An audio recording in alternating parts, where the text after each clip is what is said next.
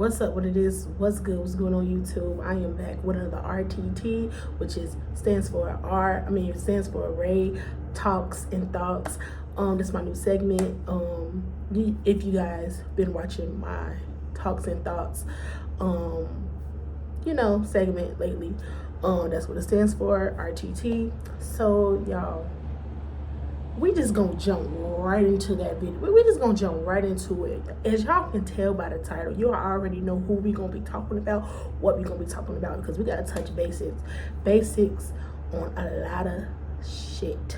Okay, now y'all, I did a reaction today and I uploaded it, but I couldn't upload they removed my video. Basically, the episode 1, I recorded all episode 1, 2, 3 of Quiet on Set. If you guys didn't know, this is trending up everywhere: TikTok, Facebook, Disney Channel. It's just trending everywhere. So today we're gonna be talking about everything from episode 1 for episode 2. So episode 1, basically Quiet on Set. EP1 was mainly about Dan Schneider, which, a lot of actors that they were saying that Dan, he was like basically like he was like promoting sexual or doing sexual things to women, really, to be honest, I don't think Dan did sexual. Well, in one little interview, the lady was like, one of the writers of the Amanda Show, she said that he was asking her, have she ever did porn before? Has she ever, she caught him watching porn in his office. And then one of the writers, because it was 2 ladies that was part of his team, they was very young, like they was like 21, 22, writing with Dan, on these sets. And basically Dan asked her to bend over the table to do an act, and she did it. And he even asked her to eat 2 pints of ice cream for $300. Like, he was just asking women to do crazy things, massaging his back on set, as they said in episode 4 too. Like, episode 4 is literally about Dan in episode 1. Dan, he did some acts. He did he wrote basically all the TV shows that we watched growing up. If y'all haven't watched it, I don't recommend watching this video of me explaining it, because I don't want to spoil it for you guys. So go over there to HBO Max, and it's right there. It's just watch it. Okay, so Dan was basically like, doing strange things, like saying sexual things, people on set. As far as this one actor who, before we had Amanda, we had this lady named Christina, I don't know her name, her last name was Johnson, where she did an act, she had her own show on Nickelodeon. And then Dan was like, you know what, you're getting too fat, we're gonna ask you to leave. And then when she got to puberty, she hey, I'm a grown woman now, so what can I do? Basically, she just got shipped on off when Amanda came. Amanda took over the map. And I will say this, it was seeming like all the actors that were in this documentary, I feel like Amanda became the spotlight and where they wanted to be, and it kind of made them jealous, and it kind of made them not like look at Amanda like, dang, if you never came, I would have been close to Dan. And that was the thing about that documentary. Everybody wanted to be close to Dan because they know Dan was the man, and Dan was gonna put you on. And I do feel bad for the actors, a lot of actors, but we just still talking about episode 1. Episode 1, it was just giving us like the light stuff that was happening. Dan was doing all this sexual activity. He was like just like just basically putting, like, he was getting very close to Amanda, so everybody felt like he was like being sexual. He used to just ask people for massages, like they said in episode 4. It just like, you didn't, in every episode, and then Dan name got mentioned, he really didn't touch nobody. He really didn't touch nobody. They didn't really say that he touched the young girls in there. They just said he was very close with them. He was very close, especially when Amanda, they would go in the rooms and do everything. And we don't know if he touched Amanda because Amanda, she wasn't in the documentary, so we wouldn't know. And then they started talking about different episodes of with Ariana Grande when she was holding a potato. Like, he used to try to make sexual jokes since he had those fantasies, but he'll put the fantasies that he having and sexual fantasies that he having, he'll put that into the shows that he was creating for kids. That's what basically he was doing. Also, I'm still talking about episode 1. Okay, also he didn't get caught up with trying to finesse the women that he hired to do his writing. He made them share salaries and whatever. He got caught for doing that. Like, no, you guys should be having singles by yourself salaries. What is he doing? So he got canceled. Did he get fired in episode 1? No, they didn't talk about episode 1, but the lady, she filed a complaint on him because one of the writers filed a complaint on him because one of the ladies left the job. She went back to her normal job because she actually got fired. One of the writers, I forget her name, but she got fired. I think her name was Casey. I can't remember, but she got fired because one day, because dealing with Dan, there's no free time. There's no, oh, you can have a life. Basically, he is your life. He is your freaking life. Like, that you can't sleep, you can't eat, you can't do nothing. You have to be like a computer. Stay there. Like the lady said in episode 1, like, I just tried to, no, this said episode 1, episode 2, can't remember, but she was basically saying, like, we couldn't go to sleep, like, he'd be like, well, I want to go to the bathroom, Dan, and she was like, no, he was like, no, go to the bathroom, no, we need to finish this. And then the lady said that she fell out at work, whatever, and that she was in an ambulance. I mean, the people was wheeling her out. He was like, oh, how's the show gonna get done? And she was like, I'll be back.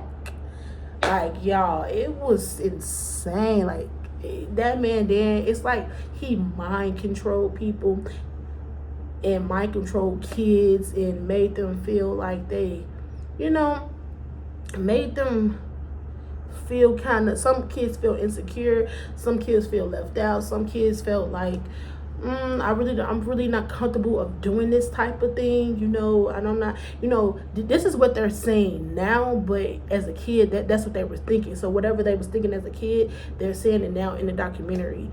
In episode 1, the black dude, it was actually one black dude, in episode 1. One black dude, he said he had a new character of doing, new character on set, big nose or whatever, and him having big nose, they gave him a prosthetic nose, which they gave him. He was like basically a superhero / spider or whatever, but the costume, the nose was, he had these like little antlers or whatever, but they were shaped as penises and balls.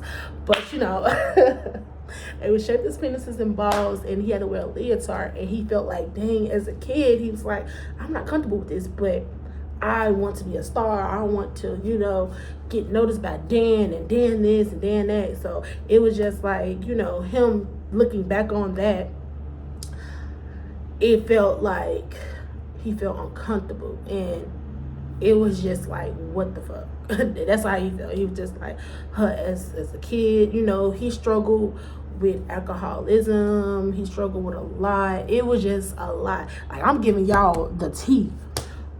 If you don't want to watch the documentary, just come here. So then after the ladies got fired, well, when the lady complained about him, because this was crazy. Okay, so Dan called her phone, one of the writers, because the other one got fired. So he was like, the lady found out about how they not supposed to make one salary just by paying just one salary, like y'all basically sharing a salary. And production, she called production and called the people that's owner of Nickelodeon or something like this, his head bosses basically, and she was like, we not supposed to make, oh, okay. And they was like, oh, you had that problem? Okay. Because it was like a new law out or something like that.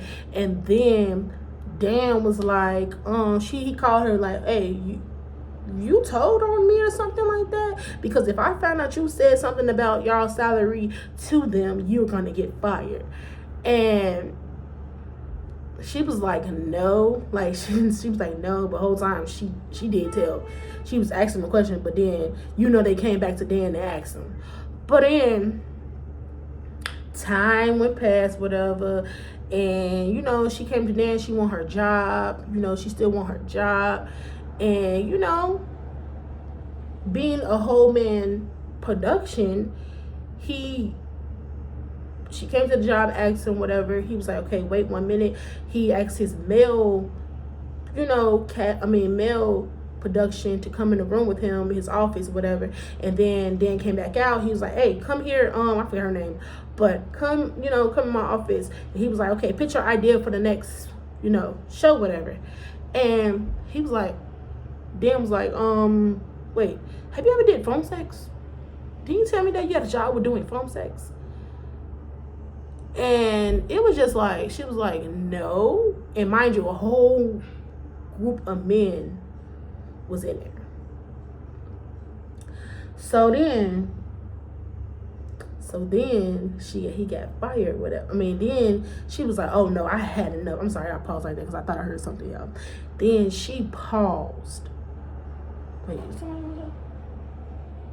Oh, I'm sorry. But then she was like, oh no, whatever. So she basically just like, what I'm picturing, she just like, oh my God, no, I had enough. I quit, whoop the bam. And then I forgot to say this. He was only gonna pay, he was gonna make her work 16 weeks for free, y'all, for free.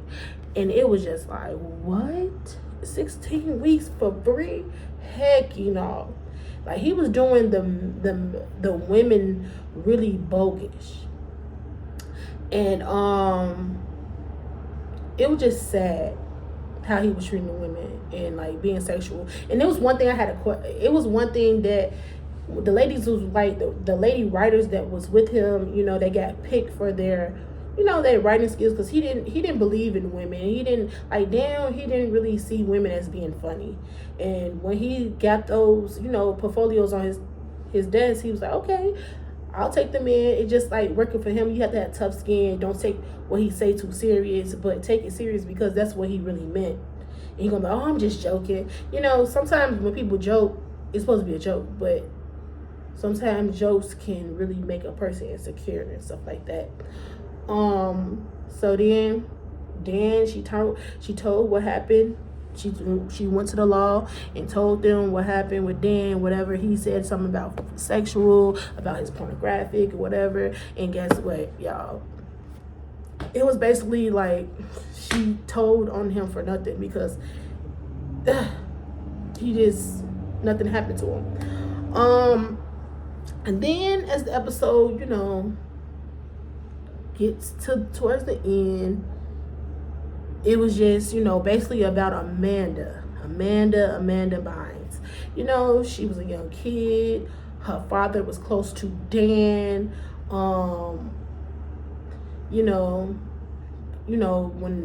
When your parents really want you to be the star, they'll overwork you. Everybody saw Amanda as being the main person that Dan was giving his attention to. They was pitching ideas for the Amanda show. Pitching ideas for Nickelodeon. It was just a lot. Like, she was that girl of Nickelodeon at that time. And I think other people got kind of jealous of that. Like I said before, like they got kind of jealous. They was like, you will always see them together. Like they, you know, it was just like a lot of acts.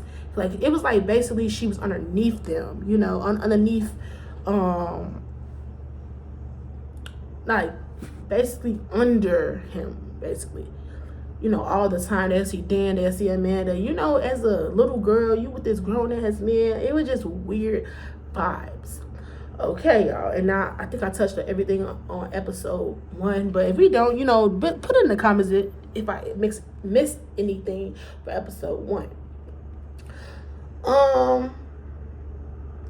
You know, they were just talking about that. So episode 2, oh God. This episode was so extreme. It was crazy. So the episode starts off with this lady, one of the mothers of this little girl named Brandy. She was part of Nickelodeon, whatever. And you know, her mama was like, because as a child, as a parent, her parents didn't want her to be no actor, but she basically got her daughter doing, you know, little acting gigs or whatever. Then she got to Nickelodeon, and then she met this PA called Jason. He's a pedophile. You know, I can't never say that word, but basically like a child, you know, P. I don't want to say that word, but I can't never pronounce that word. But basically he was a child molest, like a child. I can't never say that word, but y'all know what I mean. But yeah, he was basically a child. You know, he had talked to, you know, he was a PA working on Dan's set, whatever. He's the person that comes out to talk to the parents, while the parents, just making sure, you know, the kids are okay. He got stuff in order, because, you know, PAs, they don't get paid that much. Whoop the bam. And, you know, Brandy, her child, got close to him, you know, in a way when it starts off him sending her emails like, oh, are you okay, Brandy? You know, basically telling her, like, you know, little tips on, like, about the show, because she really wants to be a star. She wasn't in the documentary, but her mother was. Then, you know, her mom didn't look nothing past it about the emails. But before the emails, he came to, did he come to her house? Yeah. Before the emails, was it after the emails or before the emails? But anyways, I don't know what happened, but before the emails, he sits in her daughter's room. Mind you, she's 9 or 10, and he's 25 at this age. He's in her room playing video games, and he touched her, basically. And she told her mother, and her mother was like, what? He did what? Wait, is I'm talking about? Yeah. And he was like, he did what? He did what? He did what? And it was just like,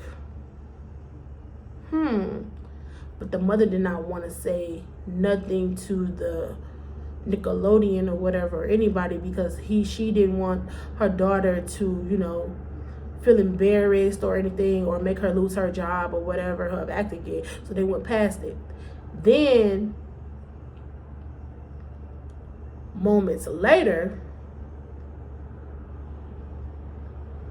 he started sending her emails and stuff like that. And no, actually the emails, I'm sorry, I'm saying the story back to this. Actually the emails was, no, yeah, that happened before the emails. So the emails got worse. Like, I mean, the emails, they were sending emails back and forth, what the film, about acting and all this. And then he started being strange. And then one day, he sent her a porn picture. A porn picture, and she screamed, and her mother came in the room like, what's up, what's going on? And then all hell broke loose, but she never file a police report on that situation because she didn't want Brandy to lose, you know, the money. And this is my opinion. I think that the mother did not tell because she didn't want the money to stop flowing in. That's basically what I said in my reaction before YouTube took my stuff down and Warner Brothers took my stuff down. So now I got to make a video like this. So yeah, I feel like the parents didn't want that money to stop flowing in because I forgot to say that with episode 1. It was this actor on the Amanda show where the black actress, the black girl that played co-star with her, whatever, it was like a court scene, whatever. She played on the Amanda show. She had big lips or whatever, pretty eyes. She had a cake, and Dan for her birthday and fed everybody on set, whatever. Mind you, Dan didn't really care about his black actors. Actresses or black actors like that. And you're gonna, in episode 2, he did the same thing with the black boy too. Like, he really didn't give a care about his black actresses. But Dan went off about her having this big cake, and her mother, she was crying or whatever, and then the mother, you know, she turned 13, and Dan was like, who borrowed that cake? He didn't get that cake, whatever. Mind you, this is the Amanda set now. So they working on the Amanda show, and all he cares about is Amanda. And so, as a black woman, you should have went in that room and told that man, like, hey, today's my daughter's birthday. I don't know why you had a problem with that, but they can give her a cake. The set gave her a cake, a big cake that fed the whole set. So you got mad about that, and the mother said that she didn't say nothing about it because she didn't want that to look bad on her daughter. And I just feel like the parents was kind of like mind fucked, you feel me, by Dan. Everybody was just mind fucked by Dan Scheid. By that man. I can't pronounce his last name. But about him, and it goes back to what I'm saying, like, the mother should have said something about her daughter. This grown man, you know, coming at, touching her, and the mother did not believe her. Like, it was just a lot going on in that episode. So later, years went by. I think weeks went by, and Jason, which is one of the PAs on Dan's production company, got caught with the police. They took his hotel room, and his apartment, his hotel room with, oh God, y'all, this man's crazy. He had pictures of, you know, all the kids, a lot of teenagers, and then he had Ziploc bags with little girl names on it, teenage girl names on it, little girls, whatever, and had items of their panties in the Ziploc bag labeled, and Brandy name was on it, and they called her mother. And I'm gonna tell y'all this, he had a letter saying that I'm a pedophile, I did this, I've been feeling ever since he's been working on set, he's been feeling all these feelings, emotions of these kids, of these young girls, and right now he's gonna call he literally wrote down in his apartment all those letters about what the fuck he did or what he wants to do.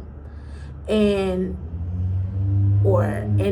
it was time, well, he did send emails out, and it did some, I guess he touched some girls, whatever. He had he got caught by the police, they sentenced him. I don't think he was sentenced that long, but yeah, I don't know if these people still in jail. Then just the episode go by, this black boy, if you ever seen the movie called Hardball, it was the one walking in the short one walking in under the viaduct episode. I don't know if y'all remember that, but it's probably too old for y'all. But you know, he's one of the actors on Nickelodeon, and basically they was giving him roles like he was a drug dealer. His first episode, he's basically a drug dealer, and the white boy supposed to be the crackhead. It was just like they were stereotyping him of being a black boy from the hood, stealing and robbing and all that stuff. And then he even did a scene where he was supposed to be a fetus and stuff like that. he's supposed to be a fetus, and he was just, just looking like a penis rolling around in a circle, whatever. And it just made him feel so insecure and low and all that, and it really messed with his mental health, him as a man now, and it just really fucked him up. And I'm like, wow, this is crazy. You never know what these kids went through. Like, oh my God, I looked at all these shows, like I looked at Amanda a lot, and then this episode 2, they just basically brought up the name Brian. That name Brian came out, and he was a part of production. He was the Pickle Man. If anybody know who Pickle Man is, he always come out with the celebrities on the Nickelodeon, and then I did see him in a lot of things. I did was kind of iffy back in the day. I was like, what is wrong with him? Like, he seems kind of lousy. But he was the Pickle Man, whatever. The Pickle Man, yeah, y'all. He was touching people. They were just like, Brian was just so like happy and all this. Like, he really didn't, like episode 2, they really didn't touch bases on Brian, but Brian, they got that. I'm gonna tell you about episode 3, but Brian, he was just like, joking around, he was like Dan main man, he was always with Dan, he was just jumping around. I really can't remember what happened in episode 2, but Brian Peck, his name got brought up. And man, y'all, episode 2, it was like basically introducing us to Dan, how he was like a writer and all this. Like, he was basically, they really didn't know what his role was playing, and it was just like he was giving, like, the things that he was doing with the pickles looked like little penises. And that's what they kept on saying. The way he was like portraying, like biting, like it was just, giving like a little sexual. Like, everything was about sex during Nickelodeon. Everything was given about sex. And they said Brian was pretty cool, but it was just like, okay, you're joking a little bit too much. What's going on? You touching people, like, they kept their little eye on him, and then the episode cuts to, if I'm missing anything for these episodes, y'all, I'm just giving y'all a little recap of what I remember, So if I'm missing anything, please put it in the comments right now. Please look at this video, y'all. So how many minutes? Oh, 27. I've been talking for a long time. Then Brian, later on in the episode, because I don't want to give it away, but later on in the episode, it changes to Drake, and they shut the lights off. The documentary is like, no, everybody, like, they was like, well, y'all know who Brian Peck, because, no, first off, I forgot to say this, everybody basically was saying like how they felt, because I guess the person that was interviewing them, the interviewer, they was like, basically like, how you feel about Brian Peck? They was like, oh, he was great, whatever, but the person was like, yeah, someone got touched. Yeah, someone got touched by him, sexually touched by him, and then it just went off. And they was like, who? Everybody like in the documentary, like, this is really recorded. They was like, who? They was like, one of your childhood stars. One of your co-stars. They was like, who? He went to jail for that? What? He played like he was nice and goofy and all that stuff. But, a lot of people that play a lot, something comes behind that. Even though I'm a person that play a lot, but not like that. But something was iffy about him. And then the episode ended with Drake Bell.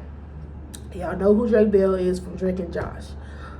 Then, this is the real juicy stuff. So, episode 3. Now, I just watched this, y'all. Episode 3 and 4, I literally just watched today. March 22nd, if y'all didn't know. But, because I'm going to post this today. Then it shifts to Drake Bell. Camera shut off, and he walks in, whatever. End of episode. Then episode 3 comes on. It's all about Drake. Wait, did I miss anything? No, I didn't. Okay, it's all about Drake. So Drake basically telling in the documentary how, you know, his parents got divorced. He was in a lot of he was in a lot of TV shows, like basically giving us his backstory on him, because we don't really know anything about him like that. So he was telling us how his parents got divorced and how his mom and dad, you know, really wanted close. His daddy took him in as a young boy because his dad wanted him to, you know, basically put him in the industry. You know, his dad took him a lot of shows that we didn't watch. I want to say an example of a show that he was on that we watched. I can't remember right now, but he was a young boy. He played in a lot of TV shows, movies, you know, a lot of things. And then he hit Nickelodeon. Nickelodeon saw him for the Amanda Show, and that's when he came out with he was playing like the little, one day I saw a spider, and you know he that y'all know what character I mean. The character I'm talking about on Amanda Show, where he had the blonde hair, like he was like a surfer type of dude. That's how he got that part. And so Brian Peck, you know, he saw Drake, you know, on the set or whatever. You know, his daddy, because at this time Drake's father was his manager, you know. And, you know, basically Brian saw him and took him in, you know, gave him, he went over Brian's house. Well, I ain't gonna get to that part yet. He, you know, basically saw him on set, you know, goofing off with Drake, and the daddy was like, that doesn't look right. You know, he's playing with him a little bit too rough, and he's playing with him a little bit too, you know, like he's getting a little bit too close with Drake. So Drake's father was like, Brian, you know, put him to the side, like, can you mind, you know, stepping away from, you know, Drake a little bit? You're doing too much, you know. At this time, you know, his dad was his manager, and Brian Peck felt like fathers shouldn't be children's managers. Like, y'all, I was like, what? And I feel like when he said that, they said that in the documentary, I felt like that's how Dan ran his production. Like, they don't want parents at all. But parents, he said at the end of the documentary that Dan wasn't in the documentary, but they had words saying that he said that the parents and them was allowed, but I don't feel like the parents was allowed, or even, I think they was allowed, but not to the point they had to be backstage or in rooms or anything like that. But he was like, can you step away? So Brian Peck took, this is gonna fuck y'all up. Brian Peck found out that Drake mom and dad wasn't together. So he called Drake's mom and convinced her to tell the daddy that Drake said he don't want him to be his manager no more. And guess what happened? The mother sucked in stupid, I don't know why, and told the daddy that, and the daddy was like, well, he started crying at this point in the documentary. He was like, well, whatever makes my son happy, there it goes. But I don't want my son to be around Brian Peck. All hell break loose now, y'all. So now it's 2000. Man, this one all hell broke loose. So at this point, Drake telling us in the documentary is like, he was just huffing and puffing, like not huffing and puffing, but like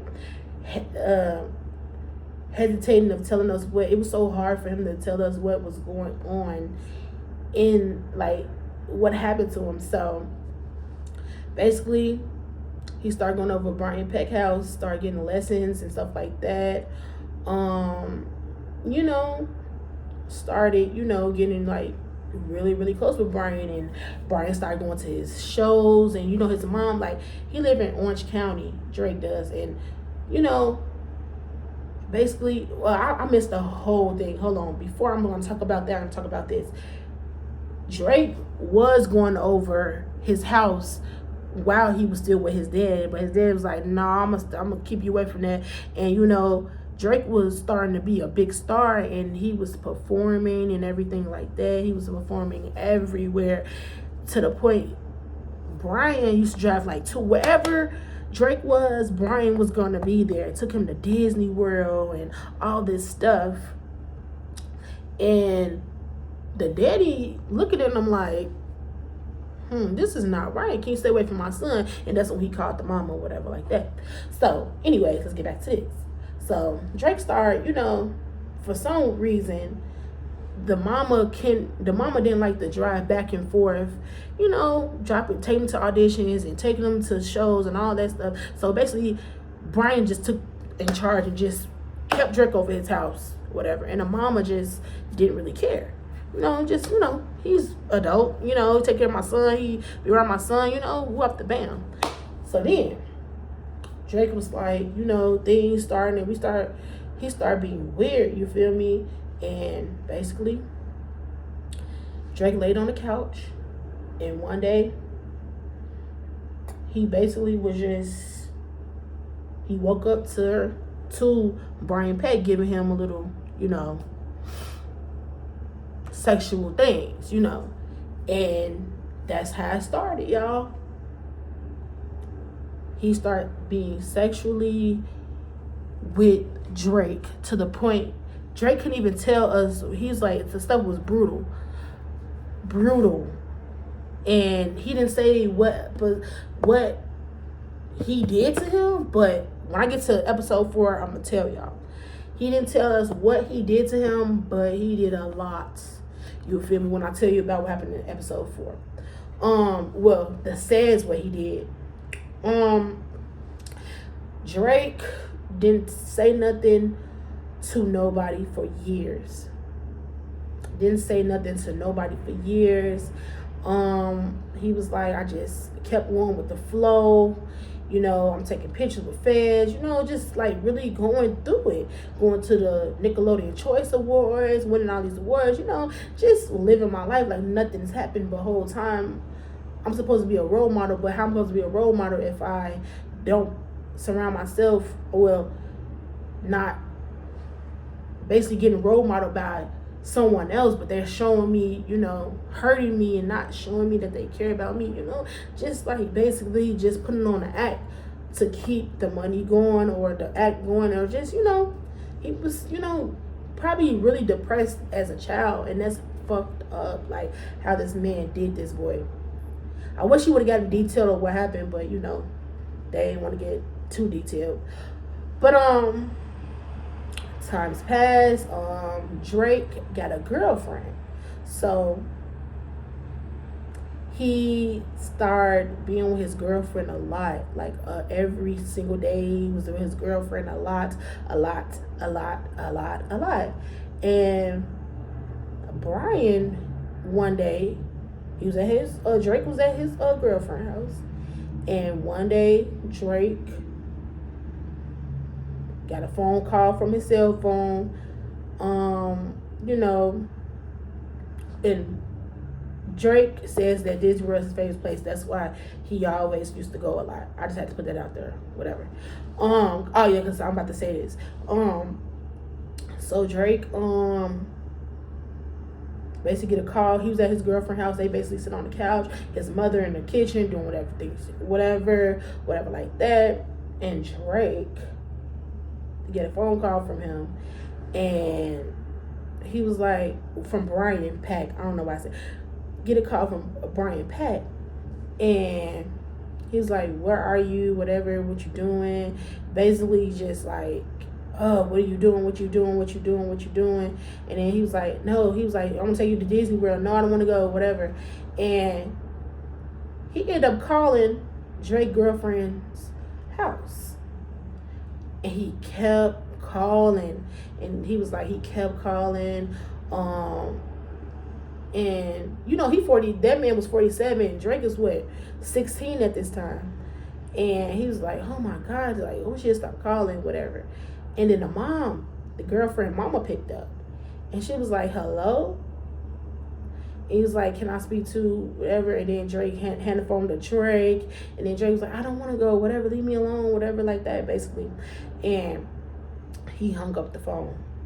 And then the mother was like, hey, Drake, can you come in the kitchen right now? Come in the kitchen real quick. Then he went in the kitchen. And she was like, what's going on? He was like, nothing. He I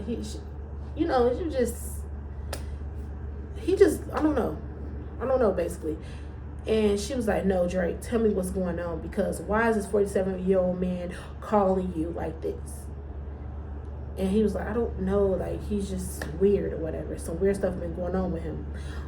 So Drake girlfriend mama called Drake's mother and was like, well, I'm gonna take Drake to my therapist, whatever. So, I'm gonna settle this, because it seems like something is really, he's in danger. Y'all, I'm literally repeating all this stuff that they said. Y'all, they need to pay me, y'all. Motherfuckers need to pay me, because I never forget anything. Like, if I'm really into something, y'all, I literally remember word for word. Like, I'm literally telling y'all word for word what I just remembered. And if I miss something, y'all, please put it in the comments. So now Drake goes to therapy, and he gets to therapy. They ask him all these questions.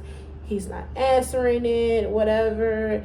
And Brian's still doing his acts. Brian's still doing all this stuff. It was just a lot. Like, he couldn't take it no more. And he's still like on set. And just like one time on set, he came home. I guess he was at his girlfriend's house, whatever, at this time, and he yelled in the phone. He was like, Mama came. He literally called his mama, yelled in the phone, and boom, Brian was booked. Actually, that's not even how he got booked. They set Brian up. They recorded it. They made Drake call the police. No, Drake went to his mother's house after the police was called, and basically they let Drake talk to basically call Brian and make him confess to things. And Drake was like, basically on the phone, like, when he called him, he was like, well, I'm gonna just stay away from you for a while because you've been acting kind of weird. And basically the dude just started telling on himself, y'all. Woo, baby. And then boom. And then Drake was like, man, it just felt like release, like that that finally the person that did all this stuff to me is really getting caught this time, that I don't have to keep this a secret no more, or whatever, like that. And then, he basically, wait, did he say it? Oh, I forgot to say this too, y'all. When they did Drake and Josh, he begged Dan.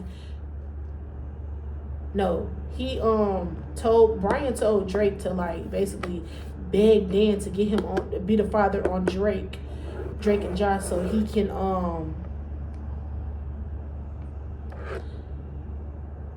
be close to him, basically. I forgot about that part. So police was called, he got booked, charged, whatever, and then, they get this phone. Then Drake get this phone call. No, Drake called his dad. It was like, Dad, did you hear what happened to Brian? Whatever, like that. Mind you, I told y'all that Brian daddy always was skeptical about, Drake daddy was already skeptical about Brian already. And Drake daddy was like, they relationship failed after that management situation. How they can manage it on the mama. I don't know. The mama was just stupid, to me. And then Drake called his daddy. He was like, Dad, did you hear what happened to Brian? He got charged doing all this, do this to the star actor. He was like, yes, I already knew he was going. I'm so happy that he did that, because I'm glad it wasn't you. Mind you, years later, he told his dad, and they switched the documentary to his daddy. He was like, his daddy started breaking down in tears. Like, to this day, it just messed him up. And this whole situation messed Drake up, y'all. Like, I did not know none of this stuff was going on watching Drake and Josh. Like, that was my favorite show, y'all. I know I'm talking a little bit too fast, y'all, but I just had to tell y'all all this stuff. It's just a lot to touch basics on. Like, it's just a lot to talk about. and I like to talk to you guys. So police called, the man got booked or whatever. And did I miss anything? And then Drake was just like, he was just basically depressed, basically. And the person that he caught, wait, was that episode 1 or 2? Okay, I'm just gonna put 3 and 4 episodes together, y'all, because basically they just talk about Dan and Drake, basically. And somebody else was a part of the team that was doing raping too. I mean, touching the kids or whatever too. A pedophile. Basically Drake, at this time they just started, they never gave a name of the kid who got touched on Nickelodeon. They just started saying, you know, he did this. Oh yeah, episode 3 is about that. Episode 3 is about, I'm still explaining episode 3, what happened, like, you know, Drake's story. After that, it was trial time, y'all. Trial time. Drake was only brought his mom and his brother. Brian Pack's side was packed with everything. And when I say this, y'all, this is gonna trip y'all out, y'all. His whole side was basically just, you know, packed. And it was at first Drake didn't want to give a statement, but he gave a statement saying, like, you're gonna remember all the stuff that you did to me. You're gonna just, you know, you're gonna have to live with this for the rest of your life. And like, you did that, and how dare you do this thing to me. His mama made a statement. He didn't say what she said in the statement, and it was just like, wow. And Brian Peck gave the court all these letters of actors, producers, on how, oh, Brian never would have did this. Brian is this, like actors that we watch now. They wrote those letters, and now that they wrote those letters, because it was one clip where the lady was like, well, she not clip, but they said it on the screen, like, she wished she would never wrote the letter about the good things Brian done, and Brian would never do that. Like, she was like looking at that now, she wished she never would have did it. And it was just like actor that shocked me. I don't know, his name was like Jason something, I don't know, but it was an actor, like not Jason that did the little kid thing, but Jason something. And it was just a lot of actors that I saw on there, and I was just like, how dare y'all don't even know the story. It was just like, what the heck. And then after that, he started having a role on the Canal show, and then Drake and not Drake and Josh, Sweet Life of Jack and Cody. He started playing on that. And I was like, after he came from the sexual things, and they didn't know that they, for Disney, I think that was for Disney Channel. He went to Disney Channel after he had the stuff with Drake. And after the stuff with Drake, like, now, okay, y'all, let me tell y'all that was stuff that he did when he got charged. He got charged for a foreign object, oral. He was using, you know, I feel like he was using some knives. He was using some, like, he probably made, the S on him. Shit, sharded on him. Like, he was like, it was brutal shit. And because Drake was like, in the documentary, Drake was like, he couldn't even say it. He was like, what do you think someone my age and someone his age would do to someone my age as sexually? Brutal. And I don't even know what a foreign weapon is. I mean, foreign object is, but I'm thinking it's a knife or a sexual something oral. Like, it was like those statements are, that statement of what he done to the object that he used or whatever he used for Drake. I wouldn't even wish that on my dead son, even though I ain't got no dead son, but I won't wish it on him. But that's crazy, y'all. And it was just like, what the heck. And then Dan called Drake and told him, like, you know, are you okay? Or, you know, Dan, the producer, the person that he did that to, was it you? And he was like, yeah. And you know, all his co-stars, all his friends on set didn't never knew it was him, because I forgot to say that. Then episode 2, episode 2, they ended, when I tell you they ended with Drake, whatever, they said that's why everybody was like, what? Dan literally brought the cast together one day for a meeting, and the parents was in there, and he told the parents to get out, and that's when they was like, one of your co-stars been touched, whatever, that man's been charged. And everybody was like, what? And they was like, they just remember, like, what? Who? And then that's when it goes into Drake. I just forgot to mention that. But Brian Peck got charged, and then there was some other man that they hired. He started touching the kids. It was just like, y'all need to start doing background checks. Now y'all finna get my opinion on this stuff. And I'm not gonna go to my opinion on it yet. But basically, after all this stuff, basically, like, y'all already know, a lot of actors, they become, alcoholics, drug addicts. Drake was charged with DUIs. After all this stuff, it was just like, Dan, because episode 4, they started talking about Dan, how he was just so, I'm not done talking about this at all. I forgot to mention this.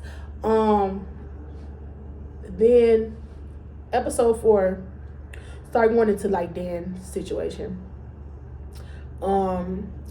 Dan started making more shows, Victoria's, iCarly, Zoe 101, and I'm gonna start off with this. Zoe 101 and Kat, the white girl that was co-star with iCarly, when she had her show, she came out and said that she was like sexually, or not sexually abused, but like basically like getting like, because Dan was very touchy-feely, and she felt that way, and not knowing that she was so depressed doing Pat and Kat, what's that, Kat, whatever her name is, iCarly, the one with the blonde hair, it just seemed like the ones that's like the co-stars been through a lot more than the main stars that we saw. Just a little like Amanda wasn't on the documentary, or Cardi wasn't on the documentary, like the ones that we really wanted to, like the ones that we really watch. But mind you, she was just basically saying like, they cut the documentary on saying like how she was just basically like depressed, and Dan didn't like, because she lost her mom doing iCarly, or the other show Kat, something like that. And like, it's like Dan didn't really care. Dan was just yelling at her all the time. It was just like she didn't feel comfortable around him because he was yelling and just always getting massaged. Like, they were just like, Dan was just an asshole, basically. Like, that's why I feel like Dan's a sexually frustrated asshole.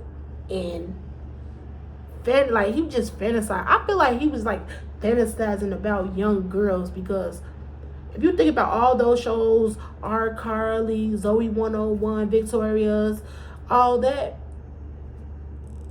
it was always some white girl or perky girl, like, and by him being a plus size man, he know that he could never be with a white girl like that. He know that he could never be with a white girl like that. And he used these young girls and these perky girls because of a fantasy that he wanted. He wanted the blonde haired girl and stuff like that, or looking perky. He wanted them. So it plays a lot on how it's just, I just feel like, and they started bringing up how each episode of like iCarly and stuff, like they just did a lot of sexual acts. Even on Zoe 101, they did a lot of sexual acts. It was just like, I forgot to say about this. The slime thing, y'all. How all them slime coming out, and like, and how I forgot what that's called. Like when they was like, on Nickelodeon when they did the slime and shit like that. It was like they said that they was traumatized basically from that stuff. And I'm like, what the heck? I used to love that on Nickelodeon, the slime. But getting back to Kat, like Kat was just basically like saying that he was like the worst producer she ever worked with. Like when her mom died, it was like he didn't care. It was just a lot. And y'all, after all this what I just said, how do you guys feel about this? Because this was a lot of information I gave you guys, but I'm just trying to give y'all the recap, you know, as much as I can. If I forget something, put it in the comments. If you already saw all these episodes, put it in the comments right now. You know, let's discuss in the comments, because I want to hear you guys what y'all got to say about this. Because this was, like, if you was born during this time and y'all remember these shows, y'all know how we used to come home every day just to watch this shit. You know, it just make me feel so confused on my life, you know. It make me feel for these kid actors now, because now it's going to be hard to trust. And if you have a kid that you're trying to get into acting, I recommend watching that first and do your homework on Disney and Nickelodeon and all those networks that's trying to hire kids. Like, be by your kid's side. And even though they could have been said things for years, you know, it's a time to do something. It's a time not to do something. And I feel like this is their time. It's been over 30 years, and this is their time to speak up and let people that's trying to enter this industry to know that you need to look out for your kids. You need to look out, get background checks on who these agents are and who this production company is and who is all these people that's coming into my life, because you don't even know what you're signing up for. And sometimes you got to make sure that you have a strong mind and not get manipulated by anybody in this industry. And that's basically what I learned from the documentary. Like, as a person that did film and acting in school and stuff like that, and I really wanted to go to Hollywood after I graduated out of college, but people kept on telling me like, no, that's a bad business. That's a bad business. And you know what? At 30 years old, I still want to do this. I still want to make movies, and I still want to do that. But if I know something that's funny happening, even with jobs I had, like, if I know some BS, I'm gone. Like, as soon as I see something, I'm gone. And Dan made those, I don't know if Dan realized that he really made those kids depressed. A lot of them was on drugs, alcohol, just started doing these crazy things. Yeah, we know what happened with Amanda. You know, we know what happened to Britney Spears' sister. We know all these people, like, well, actually Britney Spears.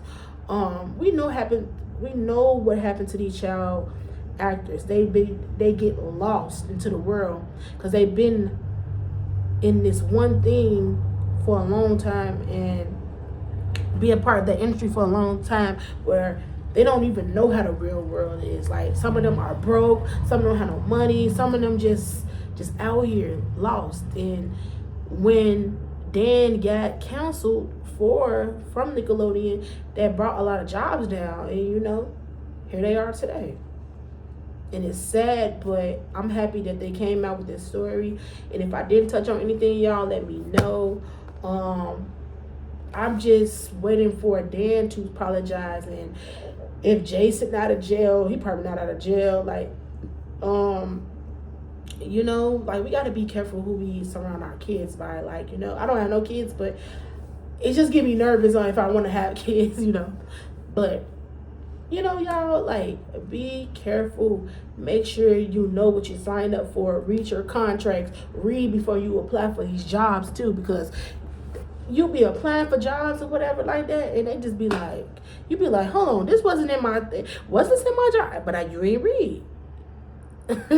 Your job said you're going to be doing multiple tasks. You ain't even read that part. If you go back in your syllabus, you know, it's just, we got to be cautious nowadays. And that's what that Nickelodeon's documentary was about, being cautious. Because we have to be cautious, y'all. We have to be cautious. We have to make sure that it's just like the lady said in episode 1. It was just like being in a almost abusive relationship with Dan. And I felt that because when you in a fucked up relationship and you've been trying to get out but you don't know how to get out, that's what basically it is. Like, you manipulated, you're mind fucked, you just mind fucked, and you don't know how to get out. You want to, but you don't know how, because that's you got sucked into what they want you to do, or you just got or if you say this, you're gonna get in trouble, if you just gonna be hush mouth. And I feel like that's what a lot of the parents did. Like, if they would have spoke up how they should be, you know, none of this probably would have happened, you know. But everything happened for a reason, and that reason is kids today will know that, or parents today will know that, oh no, I'm not, oh no. And this should not let you, and you should not, and then, hold on, y'all, they did say that they're trying to come back to Nickelodeon or whatever. He tried to start, no. You know, we don't need it. Like they said, we don't need another Dan. But we should just open our eyes. Like, this shouldn't just degrade you on not being an actor or actress, or, you know, just be a dancer or whatever like that, you know. This shouldn't make you like, oh my God, I wanted to be an actor and now you can't do it because now you terrified of something might happen to your kid, or you are terrified. You might go to those auditions. Just make sure that you read everything. You get the part, make sure you know what you signed up for. Make sure you have the agents, you know, because it was just one in a documentary. The agent, the black boy asked the black boy mother said to the agent, like, I don't like my son, the black boy, I don't like my son doing this. Like, can you sign us up for something else? They was like, oh no, it's okay. And with the Brian Peck situation, they even said, it was one clip, it was like, oh, with the Drake, Brian went to the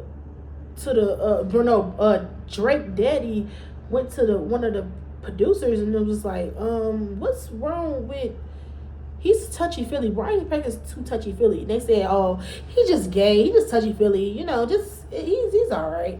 And then just let stuff slide. You can't let stuff slide like that. If you see a situation, y'all, get the freak out right now. You know, don't let that documentary put you down or anything like that. Just be mindful. That was basically your warning right there. Hey, read your contracts, redo that, because if you just throw your kids in the field, you never know, you know. Make sure you really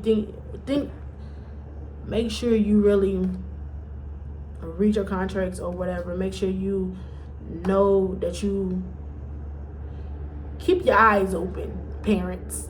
Keep your eyes open. If you want your kid to be an actor, a singer, whatever, make sure you know what the label talking about. Make sure you get your accountant. Make sure you got all these people around you, so you know that you're not going to get mind fucked, that you know your child going to be safe. Because at the end of the day, we need to start doing background checks on people. Because something telling me that they were just hiring people without even doing background checks. You just come on in. Oh, you seem like a good guy. You know, that's all about the acting world. But, you know, that's Hollywood, y'all. Be safe out here, because they said Hollywood, that was letting me know, like, Hollywood was iffy. But, anywho, y'all, my agent. If you like this video, comment down below. If you want to do more reaction videos, well, not reaction, RTT videos, Ray talks and thoughts, let me know down below. If you like this video, comment down below. If you want, oh shit, I messed up. Turn on that notification bell, and always remember the purpose of living is keep on living. I don't know, y'all. I'm sleepy. It's snowing. Whatever, y'all. I'm happy I got this video out. Peace. Don't forget to put down below what y'all think. I want to know.